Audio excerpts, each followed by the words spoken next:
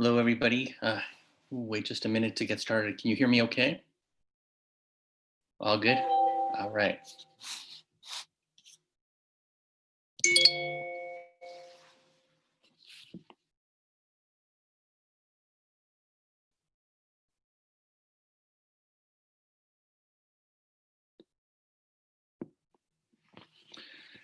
All right, everyone. Welcome again to Mondays, and welcome to the First Responder Resiliency Program at Project Echo. It's great to be with you all again today to start off the week, and we will continue with our presentation from Linda Grabby on the community resilience model.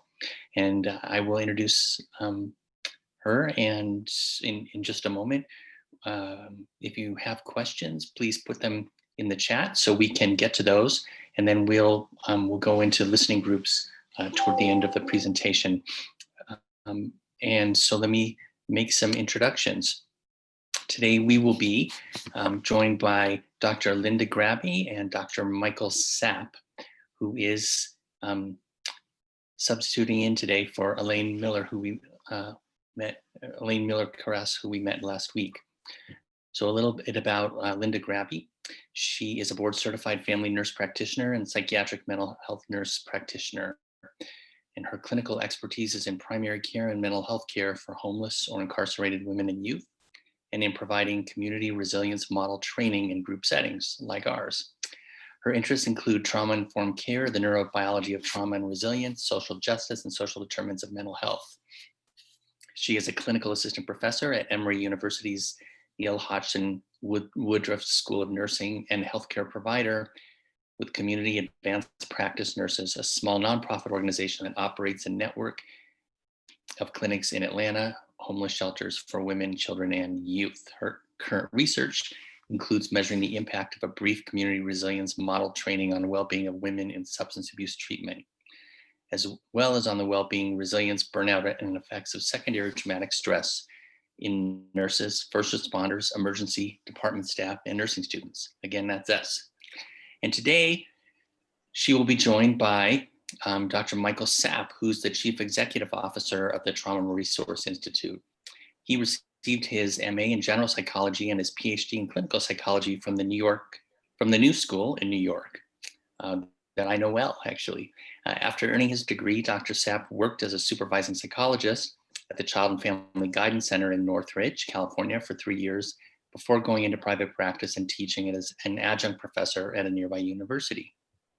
Dr. Sapp has worked with TRI since 2010 and is a TRM and CRM senior trainer. He has helped train clinicians and non-clinician community leaders both locally and internationally.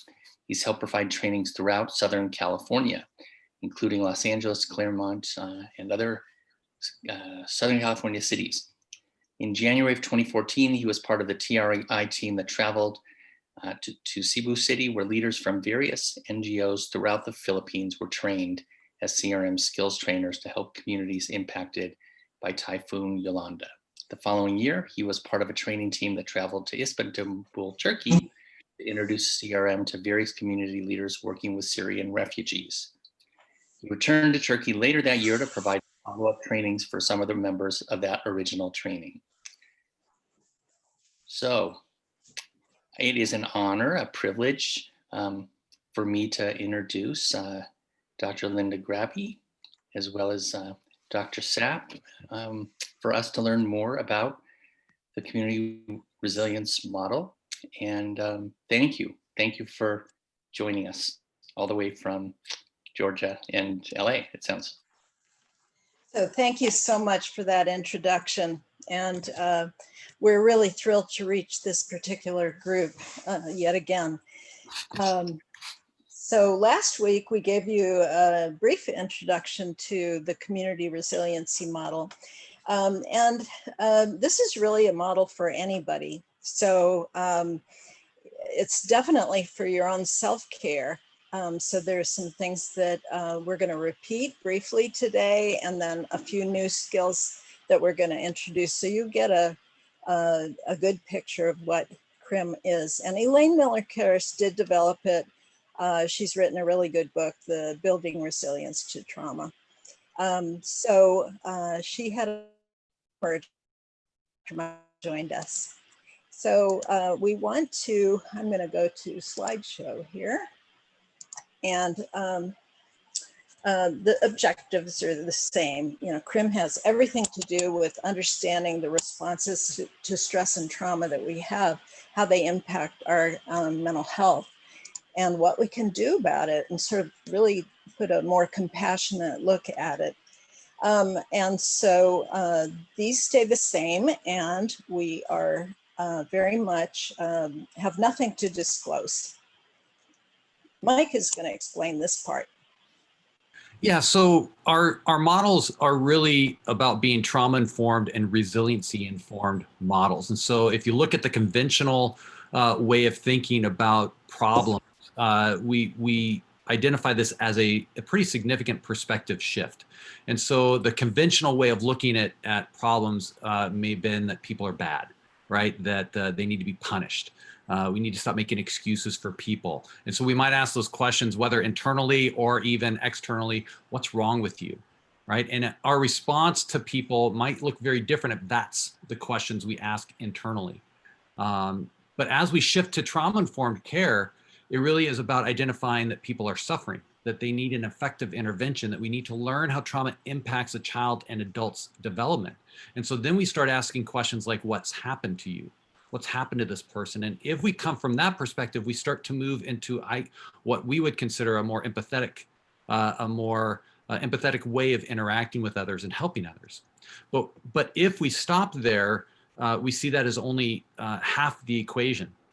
So if I know what's happened to me, if I know what's happened to this person, that still doesn't tell us necessarily what to do. And so we take it a step further, and we bring in the resiliency informed elements, which really assume that people are resilient, that we need our compassion as they learn, people, sorry, need our compassion as they learn new skills, that any person can learn self-regulation skills based on science, and that we need to learn how skills of well-being can reduce suffering. And so we start to ask questions like, what is right with you, or what's strong about you, or what else is true? Now, again, we may ask those verbally, but almost more importantly, it's about asking that internally. What, once we know something has happened to someone, well, what is right with that person? How can we tap into that resilience that is already there to help them learn new skills? And so I know you covered last week 2 of the 6 community resiliency model skills. I believe you covered tracking as well as resourcing. So today we're going to follow up with grounding, help now, and gesturing, and shift and stay. And of course, all of those can be explained and can be accessed and practiced through the free iChill app, as well as online at www.ichillapp.com. Lindy, I think, is going to speak to that later as well. So we want to do, again, a little review of a basic core concept, which is the resilient zone, or what some might call the okay zone. And really the resilient zone, or the okay zone, is where we operate at our best. It's where we can think flexibly, we can engage life. It doesn't mean that we're comfortable necessarily. We don't call it the comfort zone, because within that zone, you can see within those lines, there's that wave, that there's a charge and release, and that's a natural rhythm to the nervous system. But within that range, we can feel angry, we can feel upset, we can feel anxious, we can feel sad, we can also feel good, we can feel excited, we can feel happy, we can feel joy. All of that can be experienced in that okay zone. We can be okay mad, we can be okay sad. There's a lot that we need, that we might be mad about right now. There's a lot that we might be sad about right now, and we can still operate from that zone where we can still think clearly. And that's good. We can still engage life from those points. And so, of course, our goal with these skills is to widen that resilient zone, so that we have more capacity to engage life from our best selves.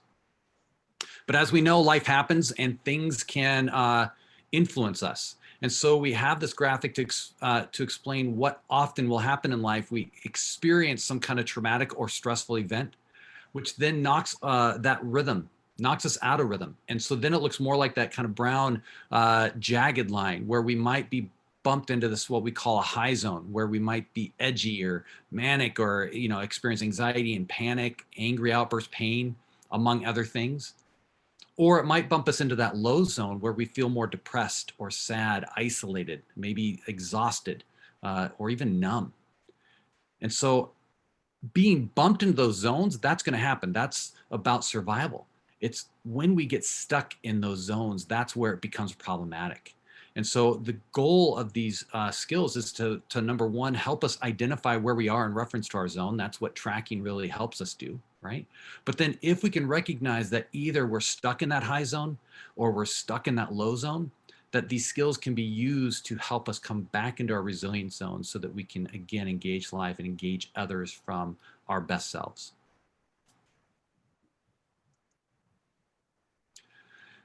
And so we really want to emphasize the biology here. And I know that when we talk about something like the brain and the nervous system, and we try to boil down something like even just the brain into just 3 parts, I know that's a gross oversimplification. But when we work with community members, it can be very helpful to boil it down into these 3 parts to explain what they may experience in response to stress and trauma. And so we really focus on just these 3 parts: the cortex, the limbic area, and the brainstem, or what we term the survival brain.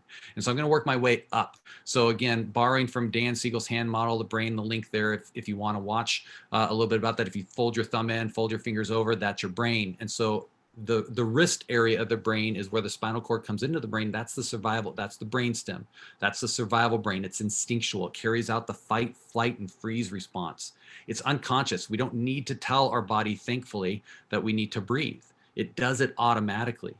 But here's the thing, it doesn't respond to sensation. And so when the survival brain is activated, when we're in that fight, flight, and freeze response, when we're feeling all that stress and someone tells us verbally to calm down, it really doesn't work, right?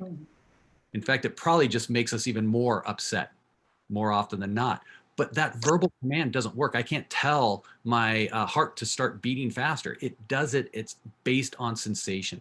And so when we talk about tracking, that's why we spend so much time talking about tracking as a foundational skill of this model, is because that part of the brain really responds to sensation, not necessarily verbal command. And so working our way up into the limbic area, we call this the emotional brain. So if this is survival brain, we may call this the emotional brain. Of course, the limbic system, the limbic area is so complex, does so many things. But the one thing we really want to emphasize is that assessment of risk. That's where the amygdala is housed. That the amygdala smoke alarm or the fire alarm, that when that gets triggered, there's a threat, right? If a mountain lion walks in the room right now, my amygdala should sound the alarm and send the message downstream to that fight, flight, and freeze response, so that I'm either going to hightail it out of here, or I'm going to go fight it, or I'm going to try to, maybe play dead, or maybe even tend to befriend, another survival response where I might try to feed it milk and cookies. I don't know. But anyway, that smoke alarm is really important. That amygdala is super important because it keeps us safe, right?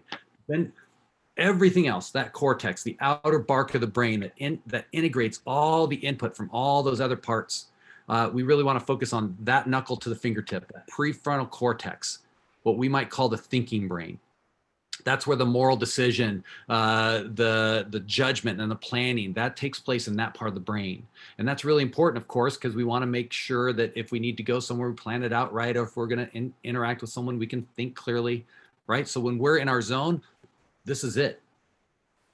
But if that amygdala sounds, this is the thing that really helps to know. If that amygdala sounds, that fire alarm goes off, the prefrontal cortex starts to go dormant. It's not as active, less activity in there. So that basically means, we have this term flipping the lid, right? It's as if our lid gets flipped, and now we don't really have access to all those moral decisions that we may have when we're not under threat. But when we're under threat, that part of the brain goes offline somewhat. And so I've heard it respond. I love this metaphor. I've heard someone refer to the amygdala as the barking dog and the prefrontal cortex as the wise old owl. And so when the dog barks, what happens to the wise old owl? It flies away. Our ability to make really good decisions becomes compromised when we're under threat, when our amygdala is firing. But if we can soothe that amygdala, if we can help communicate to our brain and our body that we're no longer under threat, the dog stops barking, the wise old owl can come back. Next slide. And so why a biological model, right? Biology, we really want to emphasize that biology is really important to know. And that's why we spend time talking about the brain and the biology, because we want it to be biology versus mental weakness. We see that our responses, our common human reactions to stressful traumatic events that affect the mind, body, and spirit are really biological responses of survival. So CRIMS focuses on the biology of the human nervous system. And so CRIM helps individuals learn to read their nervous system, to return to their zone of well-being, which of course we call the resilient zone or the OK zone, through the use of these simple wellness skills. And so learning wellness skills helps people realize, number one, that many reactions to stress and trauma cannot be talked away, but they can be sensed away. Again, going back to that hand model of brain. If we can tap into and communicate to our body that we're no longer under threat, our sensations change and shift, and then communicate to the parts of the brain that we're no longer under threat. And so many reactions to stress and trauma cannot be talked away, but they can be sensed away. People learn their systems are about biology, not mental weakness, and that this concept can result in a sense of relief and greater feeling of well-being. Because I tell you, I know for me personally, and with people that I've taught this to, there can be a lot of guilt and shame about the way we respond to stress and the way we respond to trauma. And so when we can identify how the biology may explain why they responded the way they did, a lot of that guilt and shame can melt away, and that sense of relief can expand. So I'm going to move forward with the skills. And the first one that I will talk about is grounding. So grounding has to do with the contact of the body with anything in the environment, or even the body itself, whatever supports us in the present moment. So this is like a kind of security after which we can build on that. And if we have sort of a safe relationship with the earth, then other connections, like even relationships, might blossom.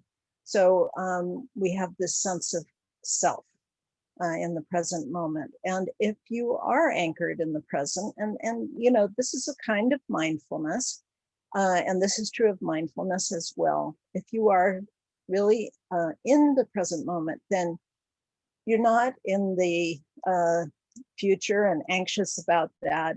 And you're not angry or regretful about what's gone on in the past. So you can ground in all kinds of positions. As you can see over here, the hands and the feet are particularly good sort of sensor receptors. So you can ground in really any position.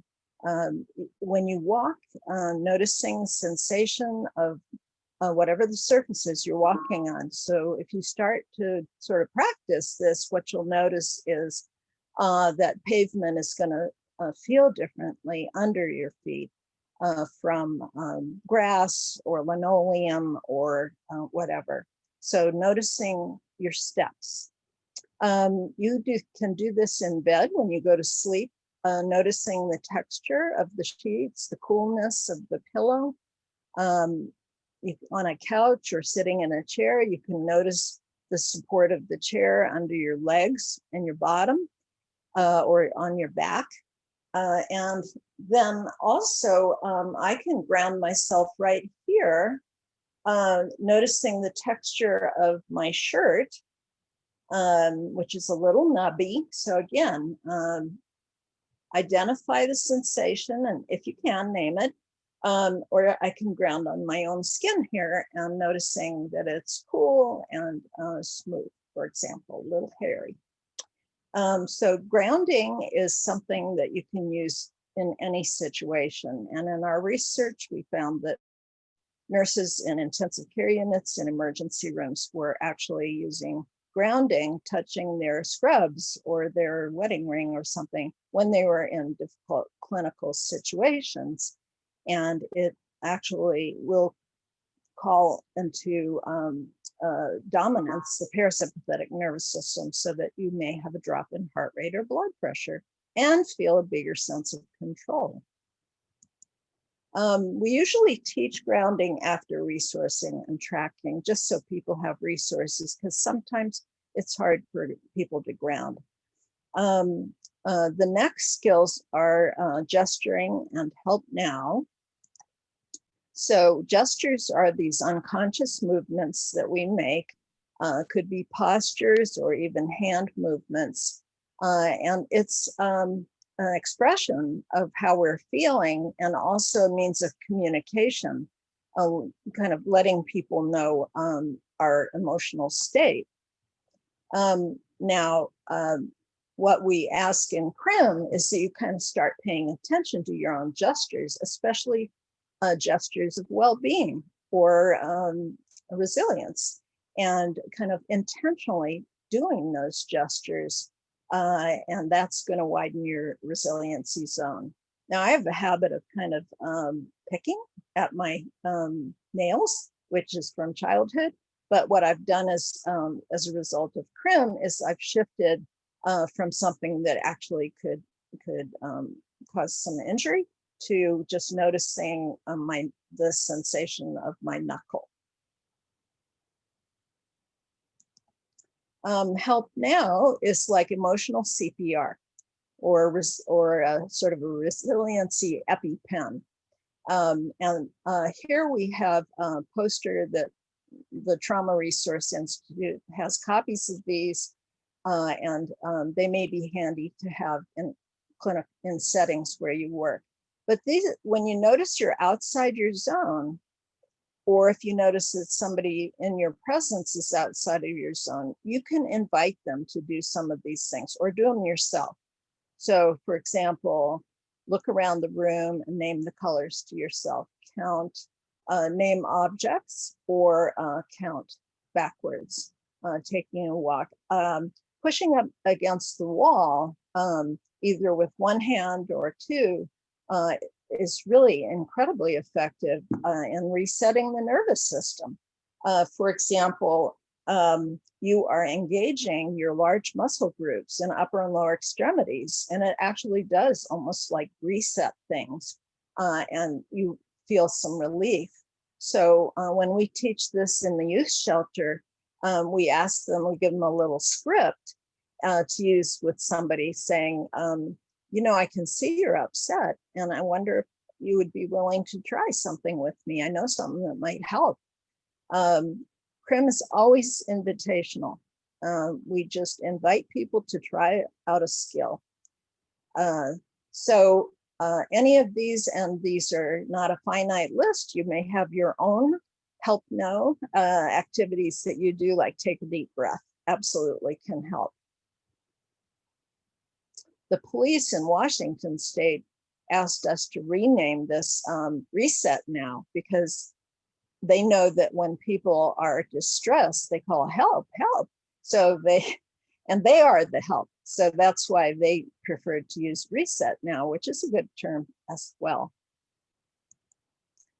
And Shift and Say, last of all, has to do with noticing that you're in a state of distress. There may be perhaps noticing sensations of distress, and then shifting to one of the other CRIM skills. So it depends completely on the situation that you're in, what is appropriate. Now, if I'm in the ICU with a very critically ill patient, I'm not going to take the time to think of that place at the beach, but I could ground myself, or I could use Help Now or a gesture, or track. Tracking is noticing pleasant or neutral sensations. But then if it's possible, when you do this, if you notice these sensations of distress shifting to either neutral or pleasant sensations, then what we would suggest is that you hang in there, lean into it for about 10 to 15 seconds. And according to Rick Hansen, this is a way that you can put something in your hard drive into your long-term storage. And I just want to show this slide. Mike talked about the cortex, which is up here on the top of the brain. And there is a part of the cortex which is very deep in the very heart of the brain. It's called the insula. It's called the fifth or hidden lobe. And it's right at the top of the brainstem, and it's surrounded by the limbic system. And sure enough, it is actually a critical hub in self-regulation. So it is also, it appears to be involved in empathy, social interaction, and a sense of self. And so when we practice CRIM, we're affecting the networks that come from the lower part of the brain and up to the prefrontal cortex. And basically, we are taking a resiliency pause. And I think it's like, there's a quote that is something like, between us and response, there is a space. And in that space, there is the choice. And in the choice lies freedom. So interoception is noticing internal sensations. And we think that you're sort of communicating with this network of neurons where you can settle down, sort of reset your nervous system, and perhaps put that into long-term memory. So the insula is also involved with all kinds of awareness of body sensations, needing to scratch or go to the bathroom or put on a different You want to see the picture? See? Okay, so the research here, just this one little couple of things. We taught CRIM to some women who were in a drug treatment center, and they got a one-time CRIM class. And we did a pre and post test. I think this was 3 weeks later. This is published. And they had a significant decline in physical symptoms, which is the way we express stress and, trauma, headaches, stomach aches, sleeplessness, and so on. They had a drop in anger and anxiety.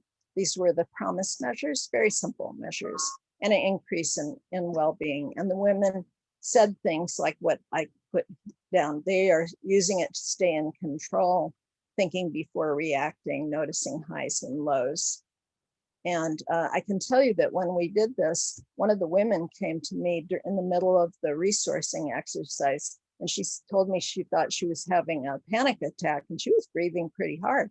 So I took her in the hall and we counted steps, and she named colors along the way. And she just turned to me and she said, I think I can handle it now. I want to go back inside. The noise had bothered her. So I thought that was a wonderful experience of using help now.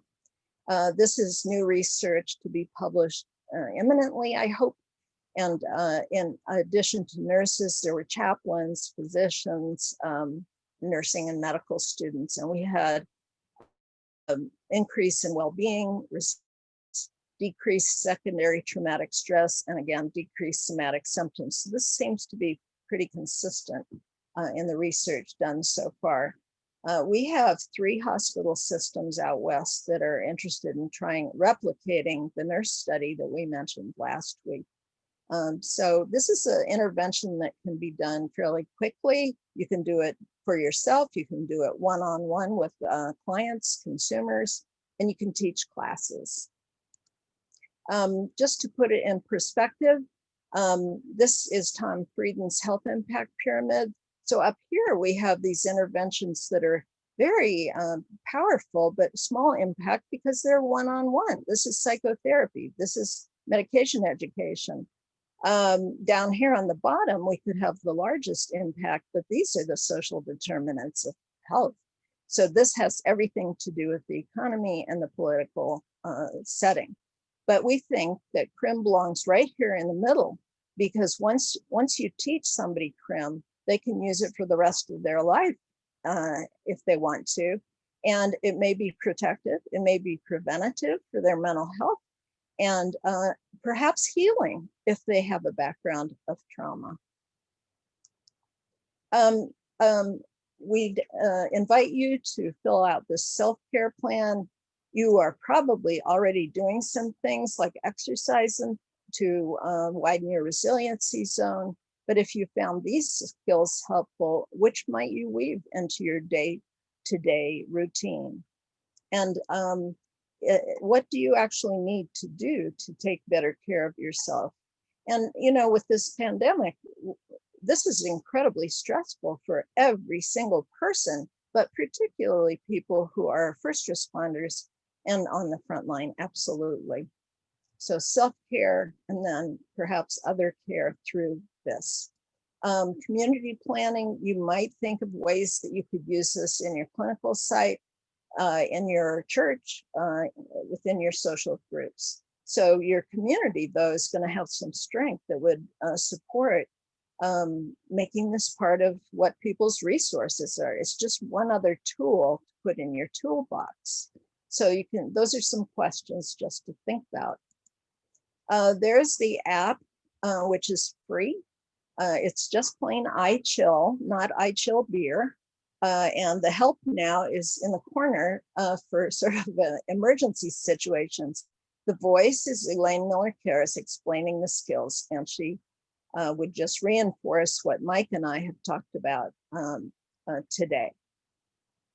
So we thank you, and our emails are there, and you're welcome to communicate with us. And what we're going to do right now is divide up into groups. If you have questions from last week about tracking or resourcing, we'll be glad to answer those if you want to put them in the general chat. But what we're going to suggest that you do is in the groups, think of a clinical situation that you could be in where you yourself could become dysregulated, or a client, and think about the skills that you might pull on to sort of diffuse the situation. So it could be tracking, it could be grounding, and it could be help now or resourcing. So I've asked the ECHO folks to put that, the directions for resourcing and help now into the chat, so you have those at hand. But we again have some wonderful support from the CRIM teachers in Atlanta.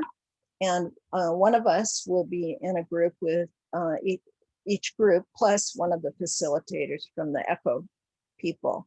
But that's the end of our presentation. I think we can move into the groups. And I don't have to handle that, so I'm very glad. Great response to the questions in the chat. Sure. Yeah. You know, it is a good question because it talks about the questions about the therapy. You know, how does trauma-informed interventions relate to psychological therapy? And like Lizelle talks about, you know, if we just use the wellness skills by a standalone, the community resiliency model, it is not a substitute for therapy. It's not considered psychotherapy. It really is about wellness skills and helping people regulate and learn to regulate their nervous system. But we do have a trauma-informed psychotherapy intervention that we do teach, which is the trauma resiliency model that incorporates not only the wellness skills, but also additional skills that are meant for dealing directly with traumatic stress reactions, whether they are recent or very, very old. But I think going through that or learning more about that model might help answer some of those questions a little bit more specifically. Great. And Dr. Sepp, I was wondering also, do different skills work better for when you're above or below your resiliency zone? I mean, has that been looked at? Because they're seen in my head now, they're a group, but yeah. No, it's a great question. What we have found is that the same skills that tend to help down-regulate our nervous system from maybe a high zone response can help up-regulate. I would argue that maybe when you look just at resourcing, you might have certain resources or identify certain resources that may be more calming in nature that might help us come down from a high zone response, or we may have certain resources that may be a little bit more exciting or a little bit more I don't know, active, that may bring us up out of a close. So in that way, I could see multiple or different types of skills maybe helping us come up or come down. But I think by and large, what we found is all 6 skills tend to work really well in whatever zone. It may just take a little bit longer. We have found sometimes when we're stuck in our low zone, it may take a little bit more practice and diligence to come back up into our zone than otherwise. Great. Okay. Well, Dr. Grabby and Dr. Sapp, thank you so much. Let's, Karina, if you can send us off into some, can you hear me okay? All right. So wow. Thank you. Um, thank you to our guests for leading us for the didactic information and for leading us through those exercises. It's a tremendous resource. And if people may have further questions, I'm sure that they do beyond the scope of this, given that we're all from many worlds. I know in our group, we had people from all over New Mexico and the Philippines and South Carolina and Delaware, and we were fortunate to have Dr. Sapp join us and talk to us some more about the model. And we talked some about tracking and how to know that we need to use this model, and also maybe ways in which we can become familiar with what we feel like when we're in the resilient zone, and actually connect to that feeling. Dr. Sapp, what else am I missing about our low group before we check in with the others? I think we hit the high points. Thank you. Great. Well, thank you. Who else? Joanna, Katzman, and Paige, you were in a group. What was your theme? Paige, should we defer to Linda? Yes, that's what I was going to say. We'll defer to the expert. Oh dear. Well, we had folks from all over, special agents, paramedics, all kinds of people. And they just talked about the kinds of situations that arise where they might use CRIM, and even over the phone, telehealth. So we talked about all kinds of situations, and it's just such a practical and simple model that why not? I told them I drank the Kool-Aid on this. Yeah. But it's good Kool-Aid. Yes, the Kool-Aid calms you down or wakes you up. It's good stuff. Yeah. So Bridget or Barbara Gibson or Doug Jackson, any thoughts from your group to share with the larger group?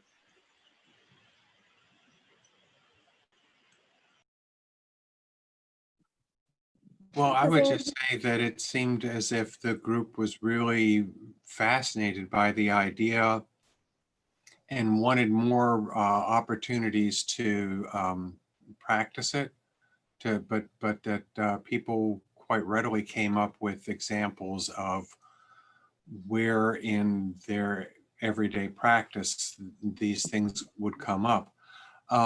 Michael, if you can help me out here, one person asked, and I pointed out that up in Washington State, they actually teach this in the Public Safety Academy, and that the woman who has done that work has done a lot of work with first responders, and there was a lot of interest in her. So of course I can't think of her name. Jen Wallace. There we go. Thank you. Yeah, well, thanks, Doug. Maybe we can convince Linda or Michael if he wants to come back to start us off each week with a little exercise to get us into our resilient zone before we even start. We can talk about that maybe a little bit just to actually have a practice of this. Steve and Liesel de la Cruz, am I saying that right? Liesel, sorry. Any thoughts from your group? I think that we had a good group. I think that the question that we had was, which skill to use and in the shift and stay portion, but it is really what you're comfortable with, as long as you use the basic skill of tracking. and knowing where you, and really understanding that and knowing and knowing where you are with regards to that. Yes, that can become a group goal to track more and more and more. It would be a great thing. Uh, um, Laura or Ingrid Margaret Duva or Sharon Grayson, anything from your groups? I'll hand it on over to Ingrid, but we did have a request for last week's slides. If anyone could let folks know where they can find those. Great. So Laura and I were together, and our group was too humble, I think, but we had folks from many different types of work in many different places. And I have to say, I thought we had an amazing example of grounding. So I just wanted to share it. One of our group members is in the police force. Barbara, if I say anything wrong, correct me. But she gave an example of grounding against her vest, which is bulletproof, and her life-saving sort of equipment, and that she will take her hand and sort of rub, I think, against the vest. I'm not doing it justice, but it was just very moving to hear her say she was in her patrol car and that she engaged in that action of really kind of holding on and rubbing her vest as sort of a reminder that that's there protecting her as she protects others. Wow, beautiful. Wow. Mhm. Wow, wow. Niels and Keith? Yeah, we talked about gesturing a lot. So I know Michelle shared some gestures like this and those kind of gestures. We talked about gestures of just like rubbing the back of your neck and kind of sensing a release and what that kind of feels like. And then we also ended up talking about how can we remember these skills? It's just so easy to forget these skills in the midst of like a crisis moment. And how do you kind of build in reminders of ways to come back to these practices? So I know someone in our group, Michelle, I believe, said you can put up posters or little signs to remind yourself. Or even if it's like a little mini culture of two, but you can build like a little culture of common language about like the resilient zone and when you're bumped high or low, with someone that you can kind of check in about that. Great. And last, Liz Romero and Bria Davis. Bria did a great job of taking us through a grounding exercise, and I'm going to hand it over to her. But before I do, I've decided I'm going to wallpaper the psych emergency service in these posters. Oh, beautiful. So I'm going to redecorate. Awesome. We talked a bit about grounding through your clothes, just specifically noticing, and like was mentioned before with the police officer who grounds through her vest, just being able to take time to notice the sensation. And we mentioned how it was sort of akin to mindfulness. You know, they go hand in hand because you can't really do these sort of in the moment things without being mindful. You know, you have to, it forces you to be in the moment. And a lot of times you'll find yourself noticing some more pleasant things, especially if your clothes are, you know, soft, or if you have warm clothes that help warm up your hands when you're outside. And we also did talk a bit about help now specifically, and how those skills can be really, really helpful for when you're outside of your zone already.